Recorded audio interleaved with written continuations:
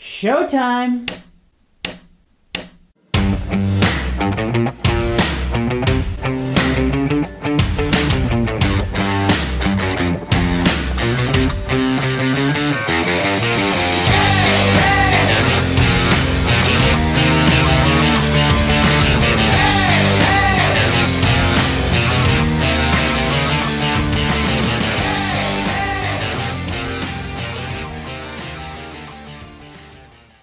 Hi everyone, I'm Rosie. I'm Bill. Welcome to the Rosie and Bill Show.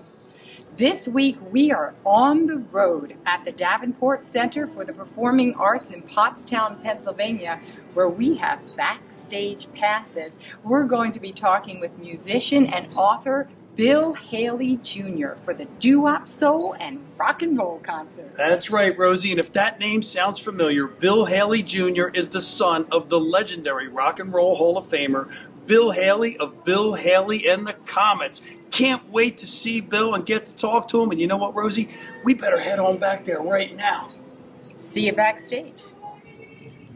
Bill, thank you so much for being here today. We are so excited to talk to you and to see your show later this evening. Yeah, my pleasure. Thanks for having me. Absolutely, and Bill, I just wanted to start off with, what can fans expect to see and hear when they come to see one of your shows? Well, we're all about the energy and the excitement of the music. If you're at all familiar with the music of Bill Haley and the Comets, it's always fun, upbeat music. You know, when my father started and evolving and creating a sound that became identifiable with himself, his main goal really was to bring back dancing, which had kind of gone away. You know, with the 40s swing bands were gone. And so all of his music is really geared toward high energy, getting people's feet moving, dancing, and we hopefully authentically represent that. Well, we're certainly looking forward to seeing the show. And along those lines, what was it like growing up with a father who was a bona fide rock star? Well, that brings us to my book that I just wrote called Crazy Man Crazy, the Bill Haley Story, which is just coming out. It is currently out in the UK. I don't know if this is a global show, but hopefully it is. It is. So it's already out there. So to answer your question, that's all discussed in the book. So it's really, the book is two stories in one. It's the professional career of my father, which is very remarkable. It's an incredible story. A hillbilly, yodeling, crooner, disc jockey who experimented with like-minded musicians, came up with a new sound that would eventually be called rock and roll, and opened the doors and broke down cultural barriers, sociological barriers. That's an amazing story in itself. But the other half of the story is about the personal, private life of Bill Haley, and that's not such a uplifting story, but it's a true story, and it's a cautionary tale, perhaps even. I mean, depends on how you look at it. But my father was single-minded about becoming a successful, well-known, famous musician, and to that end, he sacrificed things like family, and so therefore he ended up really, no way to sugarcoat it, basically abandoning our family. So in 1962, so I was 7 years old, almost 7 at the time, and didn't have much contact with my dad until the last couple of years of his life. And then this is all covered in the book as well. My father really became a chronic alcoholic, which really led to his premature death. And the reason I bring that up is that year and a half where I had the opportunity to try to build a relationship was, I was very limited in my success doing that because of the alcohol issue getting in the way. So it wasn't a happy childhood as one might expect, and I never really got any of the benefits one would expect from being the offspring of somebody famous, although I did get the baggage, which is I have the name, the expectation, the whole, you know, as you can imagine, the whole personal issues of trying to establish your own identity but being seen as an extension of someone else who's famous. When did you decide you wanted to pick up a guitar? How influential, was your father in that regard? Yeah, well, I'd say indirectly in the sense that I inherited his genes musically to some extent. I mean, I can sing relatively like him, which is why I'm here tonight doing the show. But I think I've always had that in me, although it wasn't directly influenced by my father. But like many teenagers, and I'm going to say I was in my 15, 16, whatever, my age, I picked up a guitar because I just loved music and wanted to learn, and I taught myself to play and just enjoyed it. Wow. However, because of the fact that my father was famous, and maybe because of the fact that who knows, have the talent to actually become a professional musician and make my way like everybody else does. It's just a very tricky road to go down, a lot of baggage, a lot of expectations to overcome. So I was maybe perhaps intimidated, or for whatever reason, I never pursued a career professionally as a musician. I became a journalist. I got a degree in journalism from Temple University. Temple, local, okay. There you go, yeah, Temple, and I ended up founding and publishing a B2B magazine, which I've done for 24 years. However, the music was always in me. I never really discarded the guitar entirely, and through a series of circumstances, one thing led to another, where I formed a garage band, and we had an opportunity to record a CD of my original tunes, and then had a CD release party. And at that CD release party, the host, the retail store in Phoenixville, Pennsylvania, Divey Cat Studio, asked if I would do some of my dad's tunes, which I was happy to do, because I always did for fun anyway. And a fan in the audience took the cell phone out, took the video, put it on YouTube. It led to a call from a professional booking agent in Florida, who said, if you can put together a band that can perform that music at a high professional level, I can probably get you some gigs. For a long time, I actually avoided anything to do with my father, and I declined opportunities to go to events and such. I did. Eventually, when the original Comets, my father's original band, got back together in the 80s and started performing in the area, they remained friends with my mother, so I accompanied her to see them, and they would ask me to come up and sing on stage. So it was a gradual process of me letting go of my resistance, and then I fully embraced it about, when I did that original CD, that was about 2010 or 11. And so for the past 8-9 years, I put this band together, and we've been very fortunate to travel all over the country, and we actually did a 3.5-week tour of New Zealand, which was probably the highlight so far, and I've had the opportunity to go perform in the UK a number of times. So it's led to a lot of opportunities, a lot of fun, and interestingly, the most rewarding part of all of it, I knew it would be fun to travel and pick up a little extra money, but the most rewarding part of it is meeting and conversing with fans of my father's music after the shows, and hearing their stories, how the music impacted them. They all where they were when they heard their first Bill Haley record, or brings them back to their high school days, and just the pure joy and happiness that people associate with this music is a very unexpected benefit to going out there and performing this music. I somehow get to participate in that joy.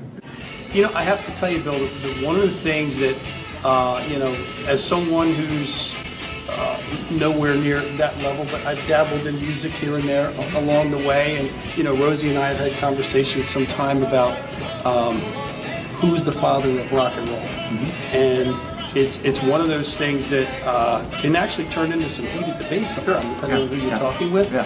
And I've never felt that your father really got his due. In my opinion, it comes down to either your dad or Chuck Berry somehow, because I think it's hard to pick one. But how do you view that? Do you think there is one person that can be attributed to? Because you talked about the whole moving and so many of those things to me together is what formed rock and roll.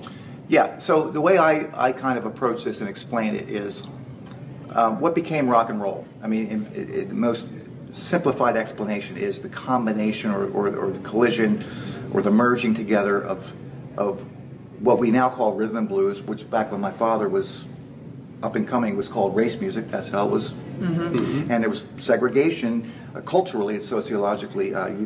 Certainly certain radio stations, certain record stores, and of course country and western, or what they then called hillbilly and western. So those two forms collided and created the sound. Now, those two forces it was inevitable that it would and they would clash, and they did. It just so happens that chronologically my father recognized it, even not necessarily was a visionary, but just through circumstances, because he was a hillbilly artist who was also a disc jockey who was exposed to race music and was influenced by it, and first as a joke started playing it and adding it to a show, and then taking on a manager who said, it's going to be the teenagers, not the sailors at the Twin Bar, who are going to buy records, so you ought to hear what the kids want. And of course the motivating force to find a music that was going to get people to dance. Well, all those things came together for my father that accelerated the process for him to combine those two inexorable forces in music. And he just happened to do it 2 to 3 to 4 years before most of the other artists that are considered pioneers of rock and roll,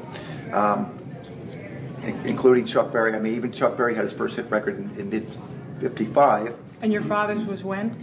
His first records combining the two sounds were actually 1950. If you want to go back to Rocket 88 in 1950, and then Rock the Joint, and he wrote a song called Crazy Man Crazy in 1953 that was really based on his experiences of playing for high school kids. They would listen to the kids, they would watch the kids, the reactions, and they would see the toes tap and the shoulders moving, so they were kind of developing their sound based on what they thought the kids wanted. But then, of course, they would talk to the kids after the show to say, what do you think of our music? And my father would write down the phrases, you know. Wow. And so one of those phrases, one show at Eddystone High School, my father said, what do you think? And you know, I was describing him on stage as the tall kid with the ducktail haircut and the brown and tan suede bucks. His brother was a beatnik, said, crazy man, crazy. And that struck my father. He wrote it down, went back and wrote a song called Crazy Man Crazy, and incorporated more of the, you know, sayings and lingos, put in the football cheer, go, go, go, recorded the song, and put it out on the Essex label, a small label in Philadelphia, and it became a national hit record. That got him a contract with a major record label, Decca, and then he went in and recorded a song called Shake, Rattle, and Roll. This was in 1954. Once again, 2 years before Chuck Berry or Little Richard or, you know, Elvis or any of these guys. Right. So the very long answer to your question, my father did not invent rock and roll. Rock and roll was the result of forces that were coming together in American culture, music, society. My father just recognized it earlier, exploited it earlier, had the first major hit records, broke down the barriers, carried it around the world, the tours of UK and Australia, Europe, South America, and then served all as the spokesperson and the defender of the music against those critics who, number one, on the basis of race mixing, and number two, juvenile delinquency, he had to defend it. So, did he invent rock and roll? No, but was he the first rock and roll star? Absolutely. We're going to take a little break and find out more about Can't wait. Right when we come back. Tom's Antiques and Treasures is changing its name, but not its 5-star service level. It's All Here and More is exactly what the name implies, an all-inclusive online store featuring activewear and athletic shoes for men and women, housewares, wall decor, and of course, antiques and collectibles. If you're in the doghouse, a place I've often been, we've got beautiful jewelry for your special lady. Movie buffs and music lovers will love our selection of DVDs, Blu-rays, and eclectic collection of CDs and vinyl.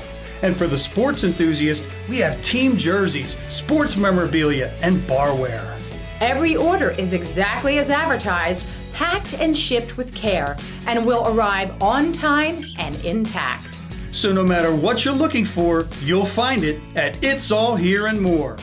Your one-stop shop on eBay is just a click away. Okay, I was waiting during that entire commercial break to follow up with Bill about something that I thought of as you were telling that story. And you said it was a long answer, but you know what? That was a powerful answer, and there was something in that answer that struck me, Bill. You talked about how your dad would actually seek feedback from the audience. I mean, there's people that pay millions of dollars today for market research like that. I mean, is that something he regularly did? Yeah, and I think that was in part of the credit for that goes to his manager, Lord Jim Ferguson, very colorful, interesting character. And I think it was, Lord Jim was very influential in terms of coming up with those types of ideas. Real energetic, hustler type. You know, there's one story where they played a little place called The Mill in New Jersey, and they did a weekend gig. And the owner said, you know, we can't have you back. It really didn't do well. And Lord Jim said, all right, we'll fill this place next week. And he went out and had posters printed up, put posters on every telephone pole within 4-mile radius. And the next week it was packed, and they ended up staying there for months. But anyway, it was really probably his idea to do the high schools for free. And this is at a time when they're doing radio shows during the day. Every night, 6 nights a week, playing at the Twin Bar in Gloucester, New Jersey. Every weekend, they're out there at the hillbilly parks looking for artists. So, to ask them to do all these shows for free. It was not a little thing, but it was exactly what you said. It was market research, and it was a recognition that that teenagers were a new force, a new economic force. The 45 RPM record had just been invented, and it was post-war economy. The kids had the money, the freedom, and it was the right time. Society was ready for something like this. So Lord Jim recognized all that. Do you think that there were very serious rivalries? Like, you look at those artists that you talked about, Chuck Berry and Elvis and all. Was there rivalries there? Like, was your father friends with these artists? He was friends with them, and yes, there were rivalries, and you know, part of this I go into in the book in great detail, and it's kind of a nice, interesting juxtaposition of my father's success story and everything he achieved, and then the emergence of younger, younger artists with sex appeal and charisma, and so his throne, he was the original king of rock and roll, being usurped by Elvis. We'll talk about Elvis as kind of the biggest example of these, young artists that came up and replaced him. With my father, in October of 1955, my father was on tour of the Southwest, and Lord Jim Ferguson, his manager, got a call from Colonel Tom Parker, who said there's this young kid who's a big hit on the Louisiana Hayride, and I'm thinking of buying out his contract, and he's never really been out of the South or played for big audiences. Can you take him out? Of course, they're talking about Elvis, and so they added Elvis to the show for a few weeks, and my dad didn't even hear him for a couple of weeks, but after like the third show, Elvis went backstage and knocked on the dressing room door and introduced himself to my father, and he very gracious and said, Mr. Haley, I'm a big fan of yours. Crazy Man Crazy was one of the songs that made me want to become a recording artist. And then my father remembered he did the same thing with Hank Williams. But Hank Williams was at the Radio Park in Pennsylvania when my father was a young hillbilly artist coming up. Hank was very gracious, took him in, showed him a few chords, befriended him, and so my father returned the favor with Elvis, and they actually became great friends. My dad let him drive his Cadillac to the next couple shows, and Elvis said he was going to buy one for himself and one for his mama too, and he did. And then a few weeks later, there's an iconic photo of my father and Elvis. It was taken at Brooklyn High School in Cleveland, Ohio, and that was a few weeks after that first meeting. And so then, gradually, Elvis. It took a year after that, a year and a half, maybe 6 months after that, Elvis started having some hit records and eventually started basically topping. It really took till mid-56 to really, for the writing to be on the wall. But the point is, my father remained respectful and friends with Elvis and all the other young artists coming up. And even though they basically started outselling him, I don't think he ever had any serious resentment.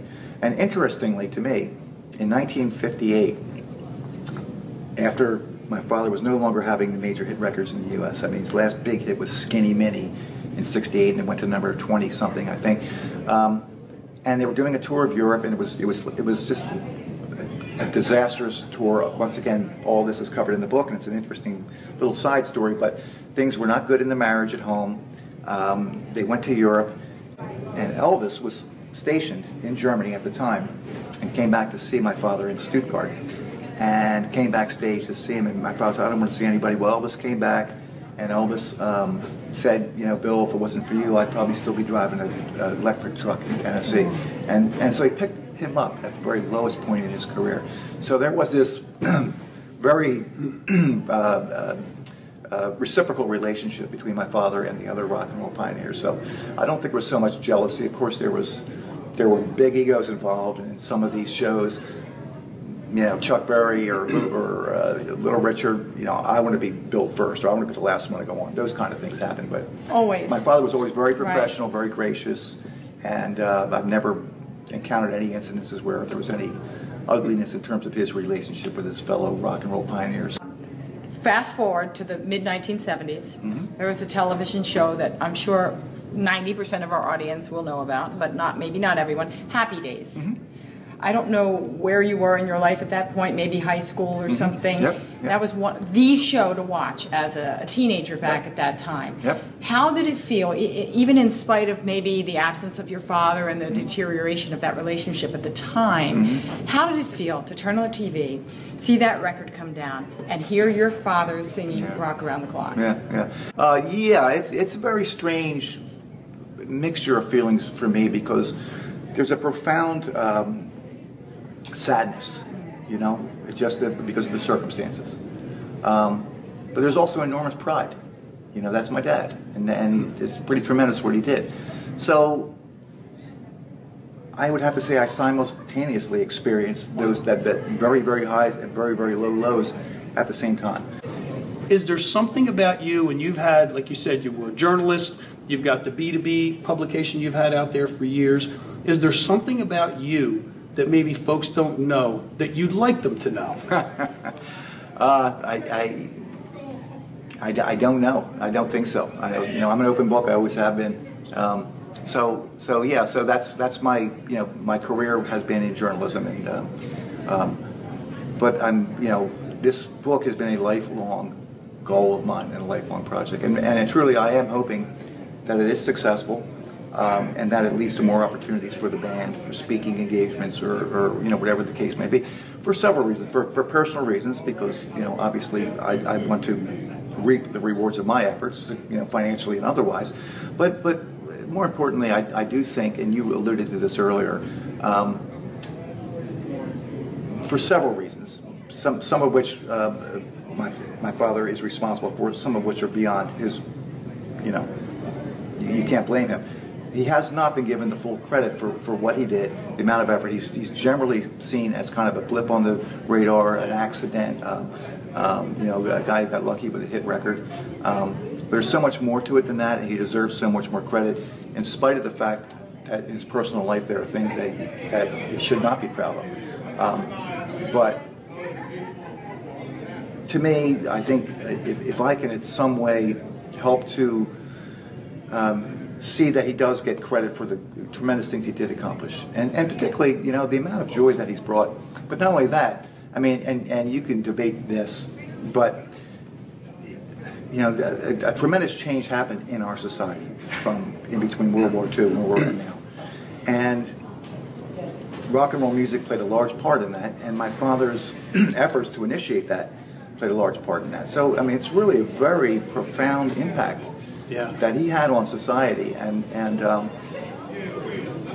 to his credit, he always was a champion of other artists. Certainly, you know, he went out there, you know, talking about the pre-civil rights era, and he went out on the road in 1956 with him and 7 or 8 other acts, all African American artists.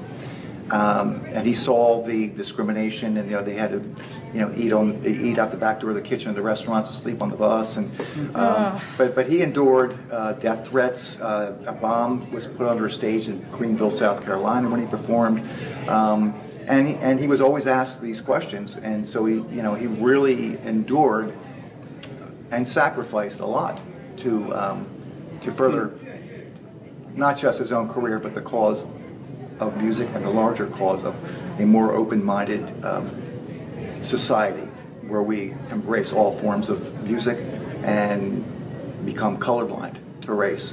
And he was very instrumental in that, and probably deserves much more credit than he gets. And so for me, that's really important in what I'm doing here. Yeah. Well, it sounds like you have taken up the torch for I'm going to say, being of service in bringing joy to people and making them forget their troubles, and that is no small thing. That can't be, you know, Lord, I don't know. My heart gets full when I think about that. Yeah. Because it's amazing the power that music has to do that. So yes. I'm very fortunate to have an opportunity to somehow have that impact, and even if it's vicariously or, you know, as a representative of my father, it's a very powerful experience. Just to see the joy that this music does bring to people, and, you know, we never have enough of that, you know, in this world. Amen to that. Amen. And we thank you so much, and we are looking forward to seeing the show. We're looking forward to reading your book. And, you know, tell everybody where they can find your book. Yeah, so it's called Crazy Man Crazy, the Bill Haley story by Bill Haley Jr. and Peter Benjaminson, my co-author. And you could currently order it on Amazon. I would say from the third week of June on, it should be available in all your Barnes & Nobles and your bookstores. There will be an audio book version. I'm sure you could probably get a Kindle version. So anywhere you buy books. Wow. I saw a Kindle version. Okay, yeah, well, very good, very good. So yeah, it should be available everywhere. Unfortunately, I'm chomping at the bit for it to be out here in the U.S. because you know, I'm doing appearances and I would love to be able to share the book, but to wait till it's out. Well, and we are chomping at the bit to see it as well. And folks, as we end every episode, and I'll put a little bit of a twist on this one, just like Bill Haley and Bill Haley Jr. have made a difference for so many people in bringing that joy through the music, make a difference for someone every day and make every day a great day. Be kind to yourself, and we will see you next week. 1, 2, 3 o'clock, 4 o'clock, rock. 5, 6, 7 o'clock, 8 o'clock, rock. 9, 10, 11 o'clock, 12 o'clock, rock. We're gonna rock around the clock until night comes. So grab bags on, join me tonight. We'll have something fun. 10 o'clock's right, gonna rock around the clock tonight. Gonna rock, rock, rock. All day night, we're gonna rock around the clock tonight. When the clock strikes 2, 3, and 4.